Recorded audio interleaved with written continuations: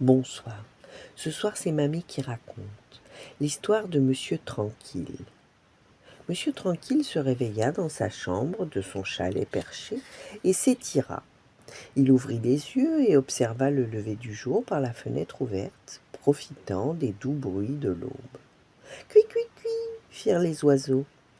Soudain, un cri troubla cette ambiance paisible. Taisez-vous! C'était Monsieur Grincheux, le voisin de Monsieur Tranquille. Il n'aimait pas être réveillé par le chant des oiseaux. Monsieur Tranquille se mit à la fenêtre. « Bonjour, monsieur Grincheux, dit-il en le saluant chaleureusement de la main. Ce début de journée n'a rien de bon, rétorqua monsieur Grincheux. Monsieur Tranquille descendit prendre son petit déjeuner.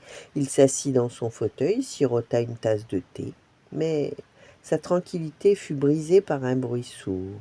Bam! Puis par un autre bruit sourd. Bam, bim, bam, bam, boum! C'était monsieur Bruit, l'autre voisin de monsieur Tranquille, qui jouait de la batterie. De la batterie, à l'heure du petit déjeuner? Bonjour, monsieur Bruit, le salua monsieur Tranquille, sans une once d'agacement. Après le petit déjeuner, monsieur Tranquille sortit dans son jardin pour faire ses exercices matinaux. Une voix troubla sa concentration, une voix plutôt autoritaire. « Mais c'est n'importe quoi! Regardez, il y a une feuille dans votre allée, votre mare doit être nettoyée, votre haie a besoin d'être taillée, votre porte doit être repeinte. » C'était monsieur Tatillon, qui habitait la maison d'en face de celle de monsieur Tranquille. « Bonjour, monsieur Tatillon, répondit tranquillement monsieur Tranquille.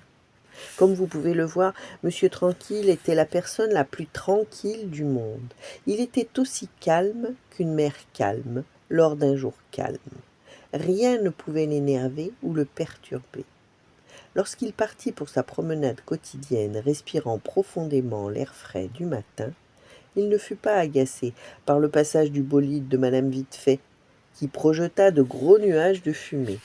Il ne fut pas non plus énervé lorsque madame Têtu le doubla dans la file d'attente chez le marchand de légumes. Monsieur Tranquille était tranquille, même dans les situations de crise. Il resta tranquille quand son bateau chavira dans une rivière infestée de crocodiles. Il resta tranquille quand la corde d'escalade de monsieur Petit se rompit. Une seule chose tracassait légèrement monsieur Tranquille, les vies si mouvementées de ses amis. Alors qu'il marchait dans une forêt tranquille, il décida qu'il essaierait d'apporter un peu de calme dans leur vie. Sa promenade lui donna une idée. Ses amis avaient besoin d'une jolie balade tranquille. Une jolie balade tranquille et paisible dans la forêt. C'est exactement ce qu'il leur fallait. En réalité, la balade fut loin d'être tranquille, et encore plus loin d'être paisible, et elle ne fut absolument pas calme. Monsieur Grincheux gémit et se plaignit qu'il était fatigué, que ses pieds lui faisaient mal. Monsieur Bruit écrasa et piétina brutalement tout sur son passage, faisant fuir les animaux de la forêt. Madame Vitefait souffla et haleta en courant à travers le bois comme si elle était en retard pour un rendez-vous très important, ce qui n'était pas le cas. Madame Têtu voulut imposer son avis sur la direction à prendre à chaque bifurcation. Monsieur Tatillon s'agita et grommela. Le soleil était aveuglant, il n'aimait pas les insectes, et pourquoi le chemin était aussi irrégulier, et ainsi de suite. Pauvre monsieur Tranquille, ce n'était pas du tout ce qu'il avait imaginé. Mais il ne s'appelait pas monsieur Tranquille pour rien. Il resta donc très calme. Monsieur Tranquille avait plus d'un tour dans son sac. Tout en marchant, il commença à siffler un air agréable. La musique apaisante se répandit dans la forêt, flottant mélodieusement dans l'air et emplit les oreilles de ses amis. C'était si agréable et tranquille que tous les monsieur et madame se calmèrent.